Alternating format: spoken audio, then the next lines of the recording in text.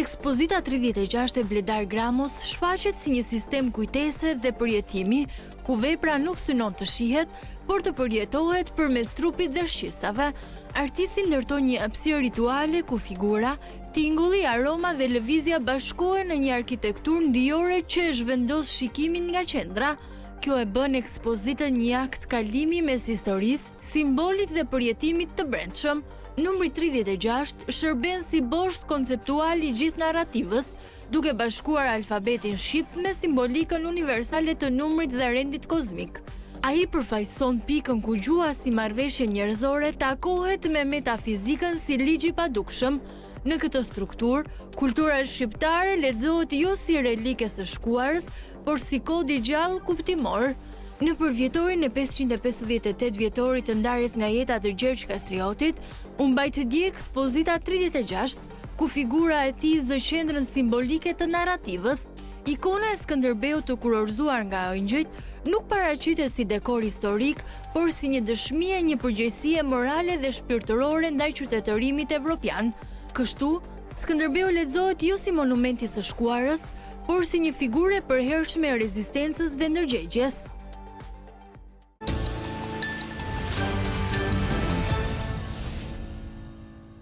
Jemi kthyer në studio të nderuar teleshikues për një udhëtim në një univers të veçantë. Kam në studio dy artistë të cilët kanë ndërtuar një ekspozitë shumë interesante. Duhet të them të një universit të jashtëzakonshëm të figurave të krishtërimit të Shqipërisë, nëpërmjet një numri që simbolizon numrin 36 të shkronjave të alfabetit shqiptar. Kam Albanin dhe Bledin që janë bashkuar studios tonë të programit Mirëmëngjes Shqipëri dhe ekspozita është hapur në Galerinë e Artit Kontemporan në Piramidën e Tiranës, do të qëndrojë hapur deri në datën 31 janar. Kështu që nxitoni, keni çfarë të shikoni pas ditëve të Tiranës, pas ditëve të ftohta të Tiranës, sidomos tani që afrohet dhe fundjava. Bledi, ikonat, frymëzimi nga figurat e krishtërimit dhe bashkimi me shkronja 36 shkronjat e alfabetit. Pse kjo zgjedhje? E them edhe herë tjetër gjithmonë që nisja ka qenë një libër me një bashkautor, Joni Margjeka, dhe ideja ishte se duke qenë se kam 25 vjetë që merrem me ikonografi dhe artin mesetar, me artin kishtar, në sakt, me krishterimin. Ideja gjithmonë të mundon kush jemi, gjithmonë ka një pse dhe pseja është pse mos ta bëjmë. Pyetjet identitare. Kush jemi, pse kemi ardhur në këtë botë, çfarë duhet të bëjmë? Kërkojmë që të kthehemi tek rrënjët. Mbas studimeve na rezultoi që kishin personazhet kryesorë të krishterimit, ato çka i kemi dhënë Evropës, i kemi me snezhe, nuk e dim.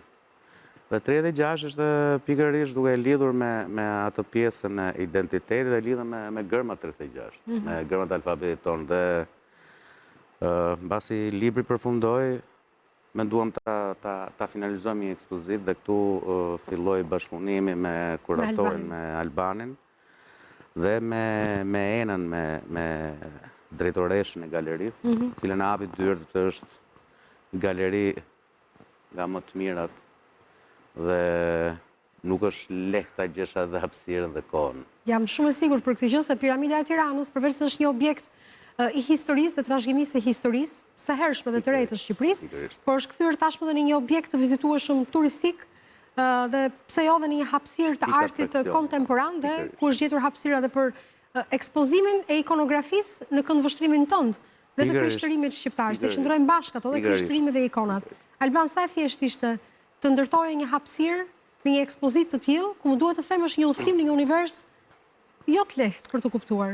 Jo, të kuptosh të ekspozitë nuk është e lehtë. Pra, të flasim për anën teknike, kërkon një sy të stërvitur dhe një sy që e njeh mirë këtë lloj arti, i cili nuk është as pak i lehtë për të kuptuar. Arti bizantin është një art që nuk haset për ditë nëpër muze apo nëpër sallat i ekspozuar.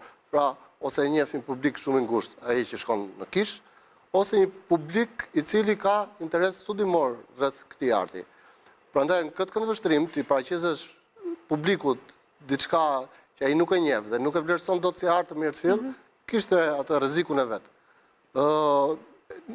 Vështirësi të mëdha në organizim nuk patëm, pasi galeria na u ofrua shumë e gatshme për ndihmë. Dhe ishte organizuar në 2 salla të tilla që na mundsoi organizimin në një sallë të bënim ekspozimin e veprave origjinale, të një këndi ku ishte workshopi, ku vazhdon workshopi, artistik do ketë disa workshope me student të arteve dhe të liceut apo student tjerë të interesuar. Dhe në sallën tjetër, diçka që ne quajtëm Tempulli i Gjuhës Shqipe. U konceptua si një sallë me 2 kolona, tamam që të krijonin idenë e hyrjes në tempull, me gërmat që ndriçonin veprat nga poshtë, me temjan për të dhënë një ndjesi ndijore dhe shqisore në të gjitha. Të një universi kishtar, të liturgjisë brenda të figurave të krishtërimit, pa diskutim, dhe ati ambienti që e bën bashkë, duhet të them, bleti dhe influencën që keti pak nga hershmëria greke, ndikimi që ti ke patur atje, duke punuar 25 vjetë, besoj? Patjetër. Dhe sigurisht ndikimi i kishës tonë, i Bizantit tonë, të themi shqiptar, i cili është shumë i pasur me figura. Dhe fatmirësisht e gjejmë kush është i dedikuar në shumë kisha dhe katedrale shqiptare, apo jo? Patjetër, por për te kësaj, për te artit, që artit bizantin apo artit kishtar, këtu pjesë interesante e gjithë figurave është që e nisi me Shëmpalin, i cili në Bibël la një shkrim përveç shenjtërisë të shkrimit ti të mendjes ti, por la dhe për nesh e shenjtë ajo që çka shkruan. Mora rrugën nga Jeruzalemi deri në Ilirik për të shpërndarë ungjillin e Krishtit. Për shpërndar fjalën e mirë. Pra përmendet Iliria dhe këtu është pika ku fillon loja e pjesës lindore të krishtërimit. Por ne kemi plot personazhe, të cilët janë të krishterë apo i dhanë botës krishterë, që vulgatën për kthimet nga gjuhët e vjetra, nga greqishtja vjetër dhe aramaishtja, apo dhe ata që ndërtuan sistemin kish, apo ata që dhanë pothuajse përqindje më të madhe të ligjit që kemi sot në logjik. Pra, aty janë dhe të krishterë, ata që të botës perëndimore të krishterë që mund t'i quajmë katolik, apo të botës lindore të krishterë që mund t'i quajmë ortodoks. Pra, është një kompleks i gjitha, po aty brenda janë dhe ata për te detit arbëresht e Italisë, po janë dhe arbërorët të Arvanitasit e Greqisë. Ka dhe pjesë Arvanitas, ka dhe pjesën lindore të Gadishull Ballkanik. Pra është një përfshirje dhe horizontale në territoret e Gadishullit të Ilirik, por dhe vertikale në ato hyjnorën që ka bën ata. Po interesante në këtë ekspozitë është ndërveprimi që krijuam mes nesh dhe ati që vizitorit. Publikut. Aty krijuam një cikël përveç ndriçime. Ideja geniale Albani që krijoi që gërmat të ndriçojnë nga poshtë, është dhe simbolike, po është dhe praktike, është dhe funksionale në mënyrën se si ekspozohet kjo salla e tempullit, salla e tempullit Gjuhës Shqipe, ndriçohet nga poshtë, gërmat janë po të njëjtat, po nga salla tjetër ndërvepron publiku duke marrë vula, duke shkruar emrin e vet, kemi krijuar një lojë i cili mund shkruaj me fontin që kam krijuar Renkas për këtë libër dhe e shohim qartë në ekspozit. Ndërveprimi tjetër që mund të shohësh gjithë procesin e punës në një ekran të madh, krijuar Renkas për ekspozitën, pra çdo gjë lidh me ato pjesën të futesh, ta shijosh, ta ndjesh. Por përtej saj, Albani e Ceku, këtu kemi 4 shqisa, sepse përveç të shikuarit, të prekurit, dhe të nuhatjes, kemi ndezin Temjanin. Një pik tjetër është dëgjimi, sepse personazhet flasin vetën e parë, kanë monologjit e tyre në 30 sekonda, shoqëruar me një muzikë 36 minuta. Pra 36 personazhe të cilët i shikojmë, por dhe i dëgjojmë. I dëgjojmë dhe me 36 shkronjat alfabetit dhe në 36 minuta, prandaj dhe ekspozita quhet 36, e shënuar me shkronjat romake, më duhet të them, dhe ka sjell këtë moment, këtë tempull të krishtërimit shqiptar në zemër të piramidës së Tiranës.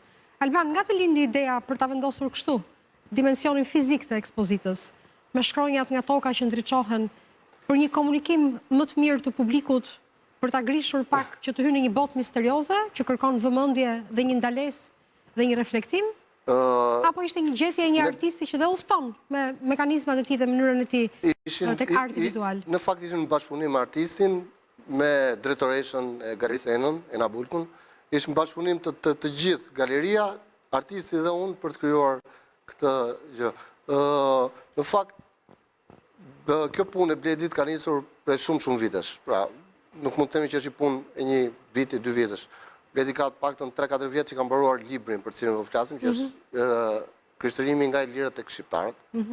Dhe kur filluam të diskutonim se si të transformonim skicat e këtij libri në një ekspozit, bashkë me Bledin na erdhi si zbritje gjithë kjo formë të vendosurit të gjithë strukturës. Dhe janë në mënyrë naturale. Në mënyrë naturale, dhe janë edhe skicat. Unë e kuptoj procesin. Ne kemi ekspozuar edhe skicat e procesit punës. Pra skicat e para një vit e gjysmë, si filloi puna, ta vendosim këtu, ta vendosim atë aty, të bëjmë këtë.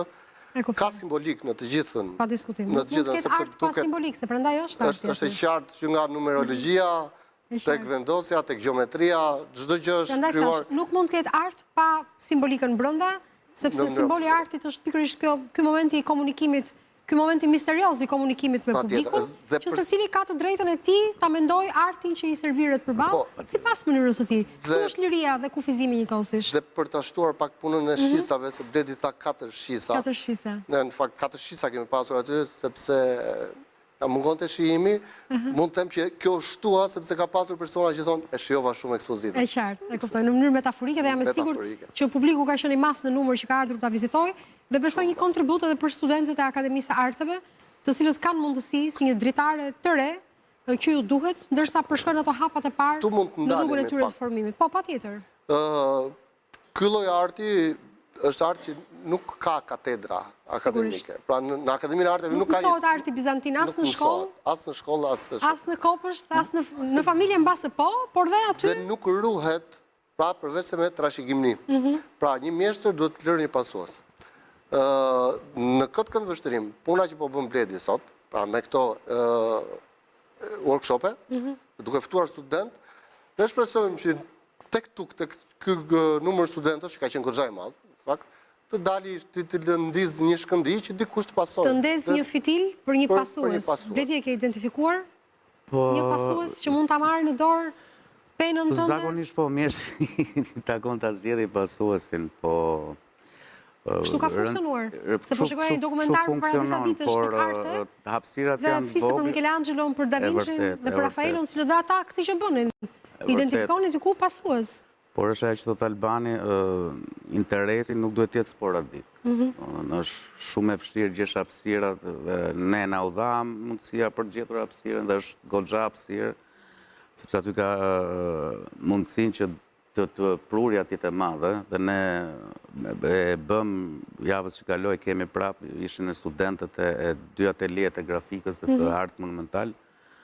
Falenderojmë dhe Akademinë e Arteve që u përgjigj Universitet në Arteve, se unë jam me termat e... Ti e i shkollës Akademisë të Arteve, kështu që mos u shqetëso, jemi në vitin lokacion. Por, ajo që thot Albani është duhet të ketë një program apo interesit vi nga lartë.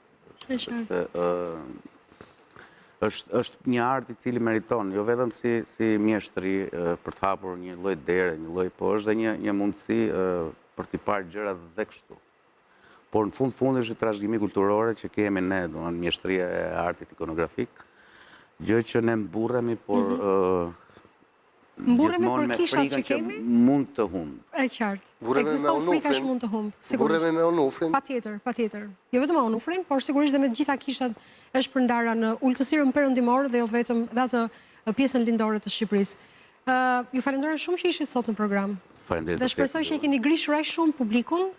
Unë në mënyrë modeste jam një publik edhe jam edhe si jam, për shkak të rolit që kam si gazetari, por do të vi ta shoh ekspozitën, dhe pas kemi shumë afër me godinën e Radio Televizionit Shqiptar.